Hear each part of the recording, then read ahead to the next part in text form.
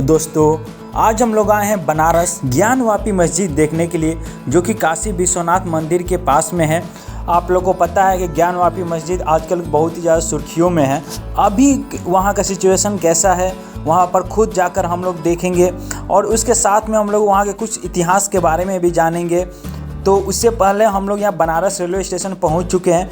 यहाँ से ज्ञानवापी मस्जिद पहुँचने के लिए आधे घंटे का टाइम लगेगा, जो कि 6 किलोमीटर है यहाँ से। बनारस रेलवे स्टेशन, जो कि पहले मडुआडीह रेलवे स्टेशन के नाम से जाना जाता था, पहले मुगल सराय स्टेशन का नाम बदला गया था, जो अब दीनदयाल उपाध्याय के नाम से जाना जाता है। बनारस स्टेशन पर यात्रियों के लिए अनुकूल सुविधाएं मौजूद है। स्टेशन परिसर में विशाल वेटिंग क्षेत्र, विभिन्न श्रेणियों की वेटिंग हॉल है, और इसके अलावा escalator, lift, food plaza, cafeteria, VIP lounge, parking, selfie point और बाहर में जंक्शन कार्यालय और सभी सुविधाओं से परिपूर्ण वेटिंग रूम भी है। स्टेशन में एसी लॉन्ज और गैर एसी रिटायरिंग रूम और डॉर्मेट्री भी है। स्टेशन परिसर की वास्तुकला काशी की आस्था को दर्शाती है। स्टेशन के परिवेश में फव्वारे और बैठने की जगह शामिल है। इस स्टेशन को उन्नत यात्री सुविधाओं के रख रखाव के लिए ISO सर्टिफिकेशन और साफ सफाई और कुशल प्रबंधन के लिए 5S सर्टिफिकेशन भी प्राप्त है। यह वाराणसी का एक टर्मिनल स्टेशन भी है। वाराणसी जंक्शन पर भारी भीड़ के कारण रेलवे एक उच्च सुविधा वाले टर्मिनल के रूप में विकसित किया गया है। और ये जो है यहाँ पे आपको आएंगे तो यहाँ पे ब्लैक पॉटरी स्टॉल भी है। यहाँ से आप कुछ खरीदना चाहते हैं तो खरीद भी सकते हैं। और ये आप जो देख रहे हैं सीन, ये उसका एंट्री है, पहला प्लेटफॉर्म, इससे होके ही हम लोग जाएंगे। तो अब हम लोग स्टेशन से बाहर निकलते हैं और देखते हैं स्टेशन के बाहर कुछ टेम्पो ऑटो मिलेगा कि नहीं। तो स्टेशन के बाहर निकलने के बाद हमें कुछ इस तरह के फव्वारे दिखाई देंगे, और ये है पूरा स्टेशन। बाहर से दिखने में कुछ ऐसा आपको दिखेगा जैसे कि आप स्क्रीन पर देख रहे हैं। बगल में मंदिर जैसा सीन भी दिया गया, और एक छोटा सा इंजन, रेल इंजन का यहाँ डिजाइन भी बनाया गया, और साथ में भारत तिरंगा लहराता हुआ आपको दिखाई देगा। ये देख सकते हैं, ये बनारस हिंदी और इंग्लिश दोनों में यहाँ पर लिखा हुआ है। ये आपका मेन है entry gate Banaras railway station का, और साथ में उर्दू में भी लिखा हुआ है। तो दोस्तों चारों तरफ से मैं आपको दिखा दे रहा हूँ कि बनारस जो रेलवे स्टेशन है कैसा दिखता है। और इसे देखने के बाद अब हम लोग चलेंगे ऑटो स्टैंड, और वहाँ पर जाकर हम लोग ज्ञानवापी मस्जिद के लिए, जो काशी विश्वनाथ मंदिर के पास में है, वहाँ के लिए ऑटो पकड़ेंगे। एक बार फिर से देख लीजिए, ये यहाँ का जो बाहर का सिनेरियो है कुछ इस प्रकार से दिखता है। ये आई लव बनारस का, और उसके ऊपर में भारत का लहराता हुआ तिरंगा। तो अब हम लोग चलते हैं ऑटो या टैक्सी पकड़ने के लिए। तो ये देखिए यहाँ पे बहुत सारे आपको ऑटो दिखने मिलेगा। तो यहाँ से हम लोग ऑटो पकड़ सकते हैं। आपको 3 व्हीलर या जो व्हीकल है बहुत सारे यहाँ पे आपको मिल जाएगा। तो हम लोग भी ऑटो पकड़कर अब चलते हैं ज्ञानवापी मस्जिद की तरफ। चलिए आप भी हमारे साथ।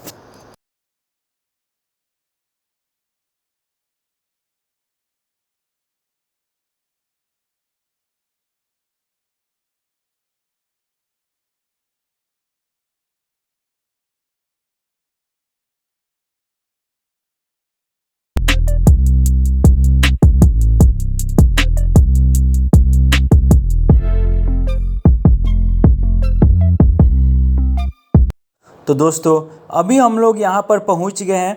ज्ञानवापी मस्जिद उत्तर प्रदेश के वाराणसी शहर में गंगा नदी के किनारे स्थित है। और गंगा किनारे पहुँचने से पहले कुछ इस तरीके के आपको यहाँ के घर, दुकानें और गली दिखाई देंगी, जो बहुत ही आकर्षित लगेगा। यहाँ पर गाड़ी की पार्किंग करने के लिए 2 व्हीलर पार्किंग एरिया भी है। यहाँ पर आप नीचे गाड़ी पार्किंग कर सकते हैं, क्योंकि आगे गंगा घाट पे आपको गाड़ी नहीं जाने दिया जाएगा। 2 व्हीलर हो, 4 व्हीलर तो काफ़ी पहले आपको रोक दिया जाएगा। यहाँ पर सिर्फ आपको रिक्शा दिखाई देगा, और 2 व्हीलर में जो है गंगा घाट से 1 या 1 किलोमीटर पहले ही रोक दिया जाता है, नहीं जाने दिया जाता है। तो कुछ इस तरह की यहाँ की दुकानें हैं। देखिए रास्ते में आपको ये Shri Kashi Vishwanath temple trust help centre पड़ेगा, जहाँ पे आप दर्शन के लिए बुकिंग कर सकते हैं, और प्रसाद लेना चाहते हैं या कुछ उपहार सामग्री लेना चाहते हैं तो यहाँ पर मिलेगा। यहाँ पर आपको एक नरेंद्र मोदी का बड़ा सा पोस्टर भी लगा हुआ है। जब वो यहाँ पे आए थे तो उस समय का ये फ़ोटो है। और यहाँ पे काफ़ी सुबह से ही भीड़ हो जाती है। यदि आपको दर्शन करना है सुबह 6 बजे के पहले आएँ, जब थोड़ा भीड़ कम होती है। नहीं, जैसे जैसे सुबह होता है यहाँ भीड़ ज़्यादा होने लगती है।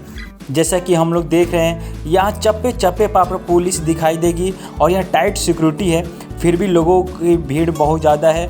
और काशी विश्वनाथ का दर्शन करने के लोग यहाँ पे आते रहते हैं। अभी सुबह का टाइम है इसलिए उतना ज़्यादा भीड़ नहीं है। ये आपको काशी विश्वनाथ मंदिर के तरफ का ये रास्ता है। एक देख सकते हैं चारों तरफ से सील कर दिया गया है और इसे अंदर में किसी को भी जाना अलाउ नहीं है।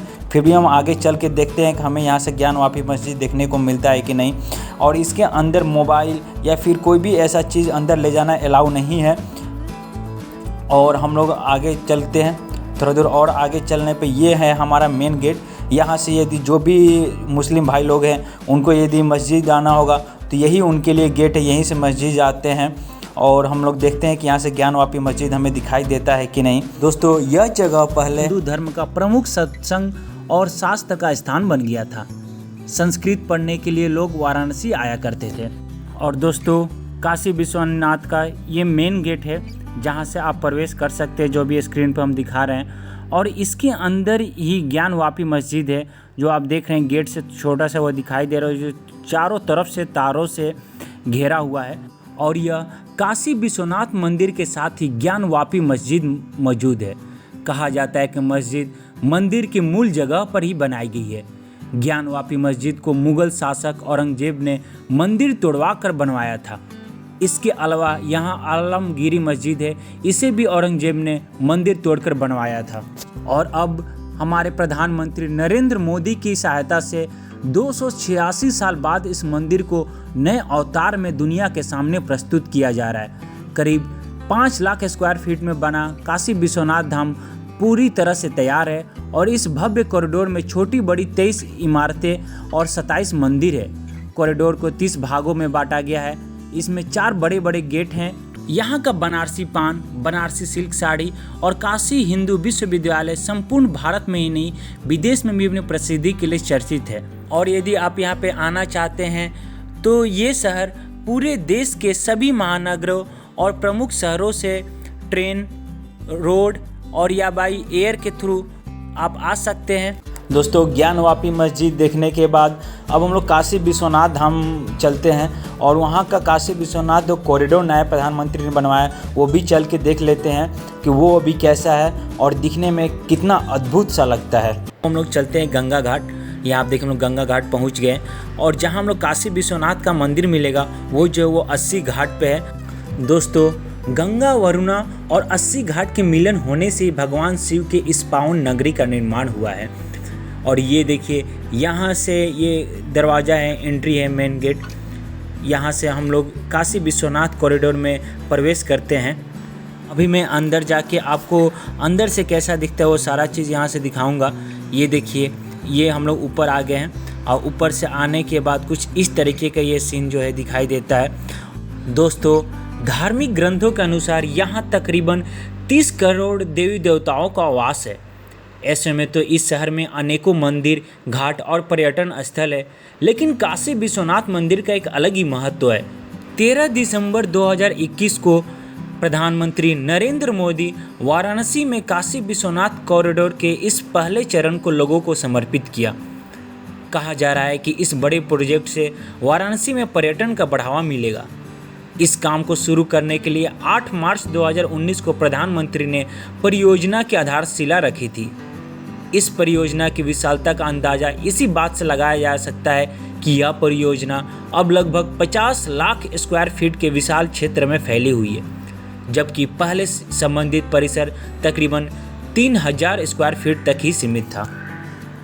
तो दोस्तों, अभी हम लोग इस टेम्पल के कॉरिडोर में आ गए हैं और ये मेन काशी विश्वनाथ का मंदिर है जो अभी स्क्रीन पर देख रहे हैं। अंदर में कैमरा अलाउ नहीं है और पूरी यहाँ पर सिक्योरिटी लगाई गई है, तो इसलिए मैं आप लोगों को बाहर से उनका दर्शन करा दे रहा हूँ। और बाहर से इस सारे कॉरिडोर का इस गेट और दूसरे गेट से भी आपको दिखाऊंगा कि वहाँ से कैसा दिखता है। यहाँ पर कड़ी सुरक्षा देखने को मिलेगी। आपको मोबाइल, जूते, चप्पल और बेल्ट अंदर नहीं ले जा सकते हैं। पुराणों के अनुसार पहले यह भगवान विष्णु की पुरी थी, जहाँ श्री हरि के आनंद स्वरूप गिरे थे, जहाँ बिंदु सरोवर बन गया। और प्रभु यहाँ विंधु माधव के नाम से प्रतिष्ठित हुए। महादेव को काशी इतनी अच्छी लगी कि उन्होंने इस पावन पुरी को विष्णु जी से अपने नित्य आवास के लिए मांग लिया। तब से काशी उनका निवास स्थान बन गए। काशी में हिंदुओं का पवित्र स्थान है काशी विश्वनाथ। कहते हैं कि विष्णु ने अपनी चिंतन से यहाँ एक पुष्पकर्णी का निर्माण किया था।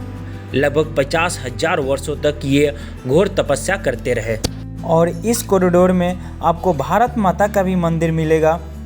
भारत के नक्शे के साथ भारत माता का मूर्ति भी लगाई गई है, जिसे आप देख सकते हैं यहाँ पे। अभी सुबह में यहाँ पे साफ़ सुथरा हो रहा है, सुबह का टाइम है और यहाँ पे साफ़ सुथरा का बहुत ज़्यादा ही ख्याल रखा जाता है। चीनी यात्री हेन सांग के अनुसार उसके समय में काशी में 100 मंदिर थे, किंतु मुस्लिम आक्रमणकारियों ने सभी मंदिर ध्वस्त कर मस्जिद का निर्माण किया। ईसा पूर्व 11वीं सदी में राजा हरिश्चंद्र ने जिस विश्वनाथ मंदिर का निर्माण कराया था, उसे ही 1194 में मोहम्मद गौरी ने लूटने के बाद तोड़वा दिया था। इतिहासकारों के अनुसार इस भव्य मंदिर को सन 1194 में मोहम्मद गौरी द्वारा तोड़ा गया था। इसे फिर से बनाया गया, लेकिन एक बार फिर इसे सन 1447 में जौनपुर के सुल्तान मोहम्मद शाह द्वारा तोड़ दिया गया। पुनः सन 1585 में राजा टोडरमल की सहायता से पंडित नारायण भट्ट द्वारा इस स्थान पर फिर से एक भव्य मंदिर का निर्माण किया गया। इस भव्य मंदिर को सन 1632 में शाहजहां के आदेश पारित कर इसे तोड़ने के लिए सेना भेज दी। सेना हिंदुओं के प्रबल प्रतिरोध के कारण विश्वनाथ मंदिर के केंद्रीय मंदिर को तो तोड़ नहीं सकी, लेकिन काशी के अन्य 63 मंदिर 63 मंदिर को तोड़ दिए गए। 18 अप्रैल 1669 को औरंगजेब ने एक फरमान जारी कर काशी विश्वनाथ मंदिर को ध्वस्त करने का आदेश दिया। औरंगजेब के आदेश पर यहाँ का मंदिर तोड़कर एक ज्ञानवापी मस्जिद बनाई गई।